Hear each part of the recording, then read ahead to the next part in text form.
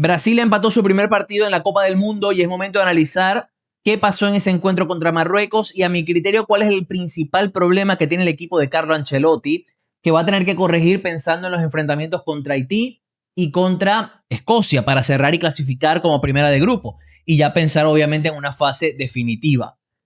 También hablaremos un poco de Marruecos, pero vamos a enfocarnos directamente en Brasil. Vamos a comenzar con los 11, más que todo organizados por la fase con pelota de Brasil y la fase sin pelota de Marruecos. Brasil buscaba atacar en un 3-4-3, con un cuadrado en el medio, una estructura que se ha utilizado mucho en la Copa del Mundo. Por ejemplo, México y Estados Unidos lo hicieron, porque al final es lo que más se está usando en la élite europea. Douglas Santos, lateral izquierdo, centralizaba su posición o partía un poco más abajo para acompañar a Gabriel y a Marquinhos en los primeros pases. Roger Ibáñez, lateral derecho, de buenos partidos en los amistosos, pero que en este encuentro sí se vio un poco más flojo, tenía un rol que creo que no correspondía a sus cualidades. Era el de ofrecer amplitud por derecha, llegando más que están. ¿Y por qué creo que no beneficia sus cualidades? Porque Roger Ibáñez no es un jugador desequilibrante, ni al espacio, ni recibiendo al pie para regatear. Entonces Brasil no tuvo ataque por banda derecha, porque la intención de que Roger Ibáñez hiciese esa banda liberaba a Paquetá para convertirse en mediocampista, formar ese cuadrado con Rafinha, Bruno y Casemiro. Vinicius partía por izquierda, Igor Thiago como delantero centro. Marruecos inteligentemente, viendo que Brasil tiene problemas importantes a nivel de asociación por dentro, no tiene un mediocampista organizador que lleve los tiempos y que tampoco Brasil tiene una super calidad dentro de ese cuadrado, no presionó a las centrales, sino que trabajó contra ese cuadrado. Saibari y Unahi seguían de cerca a Bruno y Casemiro, mientras que El Ainaoui y Buadi, de grandioso partido, seguían a Rafinha y Paquetá. Brasil no tenía opciones de progresar por dentro. Y como no tenía punch por banda derecha, ya lo mencioné, iba constantemente a izquierda para que Vinicius marcase la diferencia. Vinicius en varios tramos logró desequilibrar, pero Marruecos inteligentemente giraba todo su bloque para que existiesen un 2 contra 1 contra Vinicius, razón por la que no pudo ser más determinante todavía. Mejor dicho, fue el jugador que salvó a Brasil de una derrota. Y aquí ya vemos el principal problema del equipo de Ancelotti, por lo menos de este 11 inicial. Era un 11 incapaz de poder asociarse en corto. No vimos una Brasil más relacional, sino mucho más estructurada. Creo que pensando en no darle espacios a Marruecos para correr, algo que no ocurrió. ¿Por qué? Porque Brasil tenía mal la pelota. Vimos un mal partido de Casemiro, de Bruno y de Paquetá, con pérdidas constantes, malos pases en inicio, facilitando que Marruecos se quedase en campo rival. Y creo que ahí Brasil se vio o se notó incapaz de poder hacerle daño a Marruecos. Y yo creo que ese va a ser un detalle a mejorar para Ancelotti. Ya lo he dicho por aquí, lo que más me interesa ver de Ancelotti en este mundial es su cintura para cambiar al equipo. Como ya hizo, por ejemplo, Scaloni en Qatar 2022 o Deschamps en Rusia 2018. Darse cuenta que su plan A capaz no es el mejor para funcionar durante este mes y que debe ir retocando cosas. Mejor dicho, después del primer cooling break, lo que detesto, pero bueno, vimos una Brasil diferente porque Rafinha pasó a jugar por derecha, sumando punch y desmarque y agresividad por ese costado, lo que le estaba faltando a Brasil, y a su vez Roger Ibáñez se quedaba un poco más abajo. Brasil cambió su estructura en salida, logrando así amortiguar un poco más en sus primeros pases, no cometer tantos errores, y poco a poco se fue acomodando en el partido. Y Marruecos fue cayendo, no vimos una Marruecos tan dominante como en esos primeros 25 minutos. En el primer tiempo tuvo oportunidades, pero ya en el segundo no fue tan diferencial como en el primero. Se apagó un poco Marruecos, mejoró un poco Brasil, sobre todo por los cambios. Fabinho entró muy bien, entendiendo mucho mejor el juego que Casemiro, a nivel asociativo, con mucha más templanza. Danilo tuvo sus minutos, Luis Enrique creo que también entró bien, Mateus Cunha también, porque Igor Thiago firmó un partido muy pobre. Lo mencioné cuando hablamos de la convocatoria de Brasil. A mí Igor Thiago me parece un delantero con sus limitaciones muy marcadas. Anotó muchos goles con el Brentford, eso no se lo quita a nadie, y que como opción en juego directo para jugar de espaldas y conectar con los jugadores que vienen ganando metros, te puede servir, pero como plan A creo que no.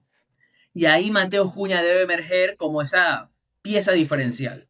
Pero también creo que Paquetá no es ese perfil de futbolista que le vaya a ofrecer a Brasil diferentes cosas. Vamos a ver algunas capturas de cómo marcaba Marruecos, para que lo entiendan otra vez como lo mencioné, marcando sobre todo por carril central donde Brasil no tenía vías para progresar.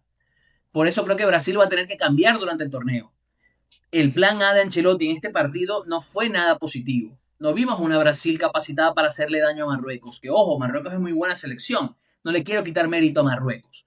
Pero la realidad es que Brasil, por nombres propios, por ser Brasil, tiene la obligación de imponerse en este tipo de contexto.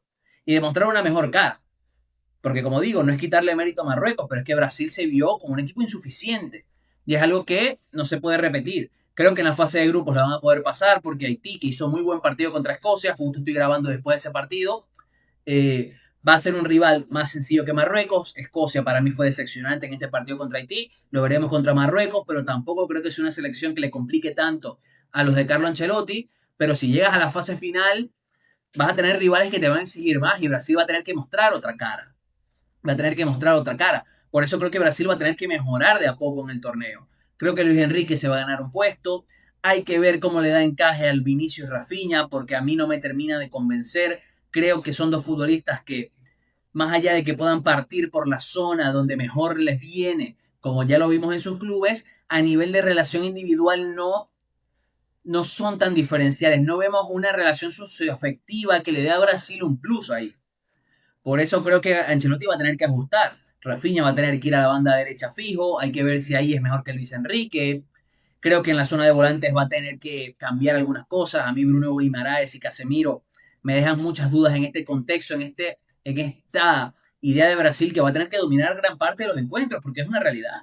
Contra Escocia y contra Haití va a tener que dominar. Y lo más seguro que contra sus rivales en 16avos también y en octavos. Y ahí tenemos que ver una mejor Brasil, más capacitada de asociarse en corto, de relacionarse, de moverse. Vimos una Brasil muy estática, una Brasil con pocas variantes. Y creo que Ancelotti va a tener que meter mano, va a tener que cambiar cosas. Porque esta Brasil, más allá de que creo que va a pisar o va a llegar a 16avos de una manera bastante tranquila, más allá de que pueda sufrir los encuentros, no la veo trascendiendo más allá de eso.